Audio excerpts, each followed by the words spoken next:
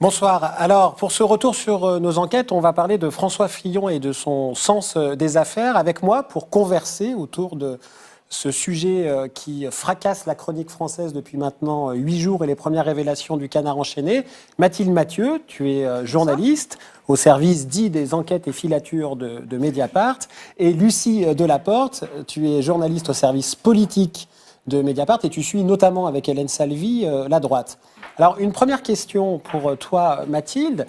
Le Canard enchaîné, il y a 8 jours et hier, a révélé l'immensité des faveurs financières, en tout cas des émoluments perçus et par la femme de François Fillon quand il était parlementaire, qui à l'Assemblée nationale, qui au Sénat, pour les enfants qui ont également touché de l'argent au titre d'un emploi dont la justice essaye de déterminer s'il est de complaisance, fictif ou réel, pour une somme avoisinant au total les 900 000 euros. Au fond, question simple, pourquoi c'est problématique ? Alors, il y a plusieurs problèmes, certains qui peuvent relever du pénal, d'autres qui relèveraient davantage de l'éthique ou de la morale. La question pénale, d'abord. Est-ce que ces emplois étaient réels ou fictifs ? La justice le dira. Il s'agit non seulement, donc, comme tu le dis, de celui de Pénélope Fillon, ou des emplois successifs de Pénélope Fillon. Depuis 88 ? Depuis donc, le premier en 88, 88-90, comme l'a révélé aujourd'hui le Canard. Et c'est important, à la fois au service du député Fillon, mais aussi de son suppléant, quand François Fillon est nommé ministre en 2002, le suppléant Marc Joulot. Invisible. Jusqu'à présent, voilà. Invisible. Il n'a pas souhaité nous expliquer ce que Pénélope Fillon avait fait à son service. Il est entendu par la police aujourd'hui. Voilà. Mais dans la presse, on ne l'a pas entendu. Et puis, au Sénat, la question peut aussi se poser de l'emploi fictif, donc pour 2 enfants qui ont été, un fils et une fille, qui ont été successivement embauchés comme assistants parlementaires, au Sénat cette fois, de François Fillon. Mais après tout, on a entendu, toi et moi, et même certains auditeurs, lecteurs, que un député, il fait ce qu'il veut de son argent. C'est par exemple ce que dit Julien Drey. Julien Drey dit, après tout, avec une formule d'un machisme et d'un sexisme inouï, disant, après tout, si Pénélope Fillon ne faisait que le repassage des pantalons de M. Fillon, passons sur le caractère insupportable de cette déclaration, mais sur le fond de ce qu'il dit, judiciairement, on ne peut rien reprocher. Il fait ce qu'il veut de son argent. Quelle est la réponse qu'on peut apporter factuellement à ce constat ? D'abord, c'est juste un petit détail, mais qui fait sens. C'est pas son argent. C'est-à-dire qu'à la différence de certaines indemnités, à l'Assemblée ou au Sénat, qui sont versées de façon automatique sur le compte bancaire du député, donc son indemnité de base, qui est de, je rappelle, à peu près 7 000 euros, et à côté de l'indemnité pour les frais de mandat, qui est d'à peu près 6 000 euros, où ça tombe tous les mois sur le compte bancaire. Voilà, donc il y a en quelque sorte le salaire, les notes de frais. Voilà. Et il y a une troisième enveloppe. Et la troisième enveloppe. Les 2 premières tombent sur le compte bancaire. La troisième, celle pour la rémunération d'assistants parlementaires, elle ne tombe pas sur le compte du député. C'est jamais son argent. C'est une sorte de crédit, d'enveloppe qui est mise à disposition du député. D'argent public. Et c'est évidemment des fonds publics, les fonds de l'Assemblée nationale. Et le député recrute ses collaborateurs et l'Assemblée paye le collaborateur. Mais c'est une petite nuance, mais qui est importante quand même. Donc, et c'est vrai, là où c'est parfaitement exact, c'est que le député est finalement une sorte de très petite entreprise qui peut librement choisir son collaborateur, y compris donc son épouse, ses enfants. À l'Assemblée nationale, on peut avoir et une épouse et un enfant. Au Sénat, c'est un peu plus strict, c'est un seul emploi familial. Mais c'est vrai que la liberté de recrutement est totale. Mais ça ne veut pas dire que l'emploi familial en question peut ne rien faire. Et c'est un peu trop facile, je trouve, pour François Fillon de considérer que le Conseil, le soir à la maison, ou la relecture de discours le soir, ou la discussion autour des journaux du matin, ça peut relever du travail parlementaire. C'est vrai que la définition est très large. Enfin, l'objet des contrats de travail à l'Assemblée est très vaste et très flou, mais il y a aussi une question de bon sens. Voilà, le travail parlementaire, ça n'est pas l'assistance psychologique à son mari. Donc il y a un flou juridique, en quelque sorte, qui va être de fait difficile pour la justice de caractériser ce qu'on appelle un détournement de fonds publics, c'est-à-dire qu'on détourne l'objet de l'argent, ce pourquoi il est censé servir une mission, en l'occurrence un emploi. Tu disais, c'est un peu comme un patron de petite entreprise, une sorte de pouvoir discrétionnaire, mais dans une entreprise, on ne peut pas embaucher quelqu'un à rien faire. Les Absolument. emplois fictifs, c'est illégal. Donc il y a cette question pénale, fictif, pas fictif. Au-delà de cette question pénale, il y a une question plus éthique sur le niveau de rémunération. Quand bien même Pénélope Fillon aurait réalisé de menus travaux, donné de menus conseils à son mari, est-ce que ça méritait qu'elle soit salariée pour, je crois, jusqu'à 8 000 € certaines périodes, notamment quand son suppléant, le suppléant de François Fillon l'a salariée, sachant que l'enveloppe est à peu près de 9 500 €. Donc en clair, quand elle travaillait pour le suppléant, ou travaillait pas, le suppléant du député Fillon, elle grignotait la quasi-totalité de l'enveloppe réservée à la rémunération d'assistants parlementaires. C'est beaucoup plus que la moyenne des salaires des assistants à l'Assemblée nationale, qui est plutôt autour de 2 000 €. Donc quand on est rémunéré 4 fois plus, ça suppose 4 fois plus de travail ou 4 fois plus de diplômes et compétences, etc. Donc il y a cette question-là de la hauteur de la rémunération. Et puis, quand même, on peut se dire qu'entre 2005 et 2007, quand Pénélope Fillon gagne ce gros salaire à l'Assemblée nationale, il y a en même temps les enfants qui touchent aussi des fonds publics, enfin en tout cas un enfant au Sénat, là aussi des sommes importantes, qui, au même moment où ils sont étudiants en droit, donc François Fillon a expliqué qu'ils auraient participé, aidé à la rédaction d'un ouvrage, dont les droits d'auteur vont dans la poche de François Fillon, exactement, et qui n'a quand même pas de rapport direct avec le travail sénatorial qui était d'ailleurs très faible pour François Fillon, parce qu'il y a extrêmement peu de questions posées, de propositions de loi déposées à l'époque. Mais alors, au-delà du seul cas Fillon, et que pour que les gens comprennent bien, c'est 3 enveloppes, on redit, le salaire, les notes de frais, et l'enveloppe pour payer les assistants parlementaires, si j'ai bien compté, on doit être pas loin de 20 000 € par mois. Quel est le contrôle au sein du Parlement, c'est-à-dire au sein même, une sorte d'anticorps des institutions, sur l'affectation de ces sommes? Alors, le député fait complètement ce qu'il souhaite de son indemnité de base. C'est simple, c'est normal. L'indemnité pour frais de mandat, elle est censée servir exclusivement aux dépenses finalement d'ordre professionnel. Mais il n'y a aucune transparence sur l'usage qui est fait par les députés. Il y a des députés, notamment écologistes, dans les dernières années, qui ont tenté de faire passer une modification du règlement pour que les députés soient tenus de déclarer, par exemple sur Internet, combien ils dépensent en loyer, combien ils dépensent en coiffeur, pourquoi pas, en costume, surtout en essence, etc. Ça a été rejeté systématiquement. Donc non seulement il n'y a pas de transparence sur cette indemnité-là, mais il n'y a pas non plus de contrôle mis en place par l'Assemblée nationale. Donc on crée l'impuissance du contrôle. On crée l'impuissance et au fond une forme presque d'incitation à la faute, puisque quand on vous annonce d'emblée qu'il n'y a pas de contrôle, évidemment vous êtes peu enclin à respecter les règles qui sont d'ailleurs définies depuis très peu de temps, puisqu'il a fallu attendre les premiers scandales pour que l'Assemblée nationale se décide à inscrire, prenne une décision qui liste les frais autorisés avec cette indemnité. Et depuis l'an dernier, les députés signent une déclaration sur l'honneur pour dire qu'ils utilisent correctement cette indemnité pour frais de mandat. Voilà, c'est une déclaration sur l'honneur. Voilà. Donc c'était, je crois d'ailleurs, ils ont reçu la version 2017 de la déclaration, là il y a quelques jours. Je déclare sur l'honneur, utilisé correctement.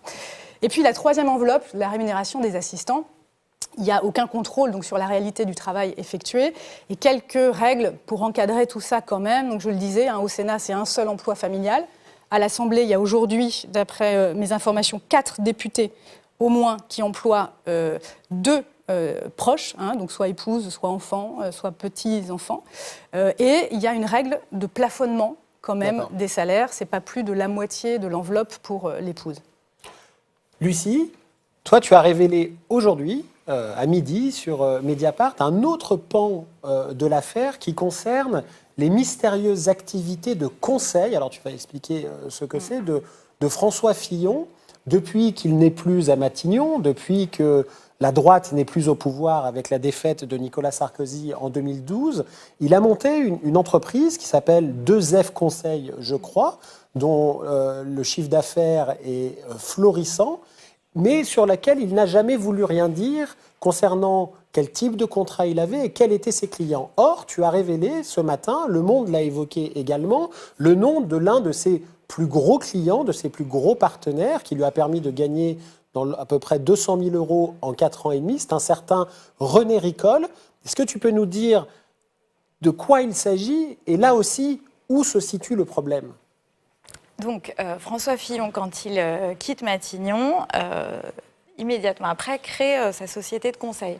Quand on regarde les statuts, c'est une société de conseil qui balaie très très large, qui conseille à peu près sur toutes les questions de l'économie, voire l'éducation. Un couteau suisse, quoi. Voilà, couteau suisse. Et son premier client, ça tombe bien, est René Ricol, qu'il connaît parfaitement, puisqu'il s'occupait de distribuer les milliards du grand emprunt, de mémoire 35 milliards du grand emprunt, sous la présidence Sarkozy et sous l'autorité directe de François Fillon. Donc il est recruté par René Ricol comme senior advisor, c'est-à-dire un peu, c'est des consultants qui sont à la fois dedans et dehors et qui sont en général recrutés parce qu'ils ont une seniorité, c'est-à-dire en général, c'est des PDG en fin de carrière qui viennent donner leurs conseils dans ce type de structure, dans ce type de cabinet. Voilà, donc il travaille immédiatement pour lui à ce titre-là comme senior advisor. Alors ça pose différents problèmes. Ça pose évidemment celui du conflit d'intérêts quand on regarde les clients du cabinet de René Ricol, où on trouve une bonne partie du CAC 40 et notamment des entreprises qui vivent de la commande publique. On se dit comment on peut, un candidat à la présidentielle, puisque jusqu'à aujourd'hui, il n'en a toujours pas démissionné. Ouais, il est toujours en poste. Il est toujours alors en poste, enfin en tout cas, il est toujours senior advisor, voilà, il est toujours rémunéré par ce cabinet, voilà, qui fait de la stratégie, qui conseille la stratégie de ces grands groupes. Dont, voilà, je le disais, certains vivent de la commande publique, ça paraît quand même très compliqué au niveau du conflit d'intérêts. Ce que répond la société de René Ricol, c'est que justement, il n'était pas impliqué dans le business, mais que lui-même donnait des conseils en stratégie sur le développement de cette structure. Et c'est là où on a trouvé que la justification était un petit peu légère, puisque François Fillon aurait conseillé René Ricol sur les évolutions de la société, la mondialisation. Tout ça paraît quand même très flou. Pour 200 000 euros, concrètement, voilà. René Ricol, que tu as vu ce matin, te dit, moi j'ai donné cet argent qui était annualisé entre 40 et 60 000 euros par an, voilà, pour avoir un peu les lumières de l'ancien Premier ministre sur les défis de la mondialisation. Voilà. Ça, c'est 200 000 euros en 4 ans. Voilà, c'est ça. Il ne t'a pas d'autre chose. Voilà. On a essayé de creuser, d'établir un peu précisément quelle était la compétence spécifique de l'ancien Premier ministre. Et on est arrivé uniquement à cette formule très vague de c'est quelqu'un qui nous a aidés à nous développer à l'heure de la globalisation. C'est évident que c'est quelque chose qui fait sourire tous les connaisseurs du milieu du conseil, qui savent que les experts en mondialisation, en général, ne se font pas payer ces sommes-là. D'autant que depuis qu'il est candidat à la primaire et candidat à l'élection présidentielle, on peut présumer que son emploi du temps est très chargé et que ça lui est compliqué d'honorer un emploi qui lui rapporte quand même en moyenne 50 000 euros par an, non ? Voilà, c'est ça. Alors, c'est évidemment l'autre question. C'est que ce statut de senior advisor n'oblige à aucune présence.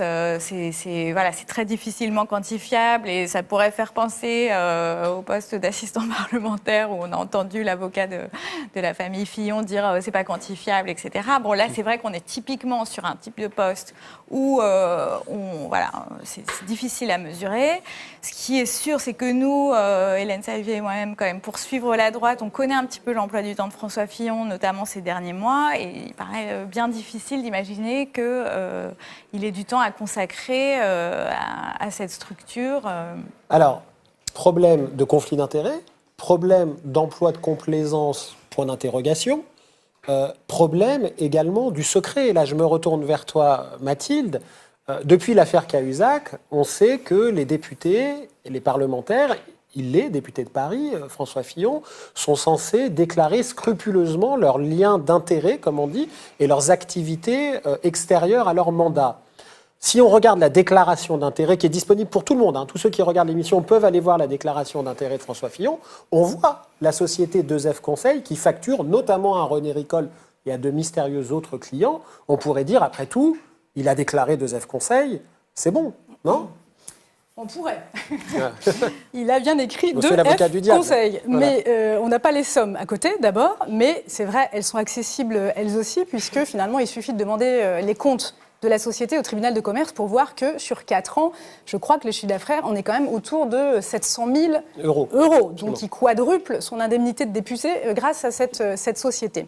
Mais effectivement, quand on regarde les comptes de la société, bon, on voit le chiffre d'affaires en France, on peut distinguer le montant du chiffre d'affaires à l'étranger. Donc sur, par exemple, 2012-2013, on est quasiment à 100 000 euros quand même. Bon. Donc de l'argent qui provient de l'étranger, mais on ne sait pas de qui, mais de quoi, on ne connaît pas comment. les clients. D'accord. Et donc, on n'a aucune identité des clients. C'est évidemment un problème puisque, finalement, il suffit de créer une société de conseil pour se constituer une sorte de paravent qui empêche de voir ce qui se passe derrière. Et là où François Fillon, en plus, est particulièrement, j'allais dire astucieux ou malin, c'est que les députés ont interdiction de constituer une société de conseil une fois qu'ils sont à l'Assemblée nationale. Ah, donc François Fillon... Postérieurement. Exactement. Tu ne peux pas entamer une activité de conseil une fois que tu es député. Donc François Fillon, qui avait anticipé quand il quitte Matignon en mai 2012, il sait très bien qu'il va être élu député en juin 2012. Donc entre les deux, il dépose les statuts de cette société qui va lui permettre de gagner tout cet argent. Et voilà. Donc la moindre des choses aujourd'hui serait que François Fillon fasse la transparence sur l'intégralité de ses clients, qu'il s'agisse de ceux auxquels il facture des prestations de conseil, des notes d'analyse, etc., ou ses conférences à l'étranger, en France, etc. On sait qu'il en a fait une rémunérée au Kazakhstan en 2013, je crois, autour de 30 000 euros. Voilà, c'est une demande qu'a faite, par exemple, Yannick Jadot, cette question-là, candidat écolo. Jamais François Fillon ni son entourage n'ont voulu donner le moindre détail sur la liste des clients. Alors évidemment, à Mediapart, on ne lâche pas l'affaire. Toutes les enquêtes, tous les sujets et d'autres, les révélations dont on n'a malheureusement pas eu le temps de parler, Mathilde, sur l'argent détourné du Sénat. Vous allez sur le dossier de Mediapart et vous retrouverez toutes les enquêtes et surtout celles à venir. Avant de passer au grand débat à 20h30 sur Vive les alternatives et ceux qui pensent la politique, l'économie et la société autrement, nous avons une petite vidéo des détricoteuses, vous les connaissez, qui viennent briser le mythe du grand remplacement et on les en grand remercie.